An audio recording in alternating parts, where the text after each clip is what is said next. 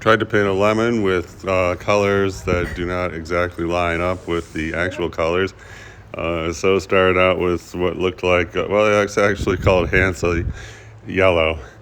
And, I had a cadmium yellow and a couple other yellows, which I tried to mix together. It really doesn't look like the correct color. But shadow, tried various cool grays with a touch of some warm colors in there, trying to get some depth in the shadow. And so that was like the first underpainting affair. Then we got this grayish yellow shadow, which is, I don't know, I would suppose you saw that in the beginning close up of the lemon. And well, it doesn't really have much depth. And at this point I thought, well, let me try to put those little dots that you see there. And although we can't really get a color match on that, then maybe just having the dots there is going to add a texture that just says, hello, I'm a lemon.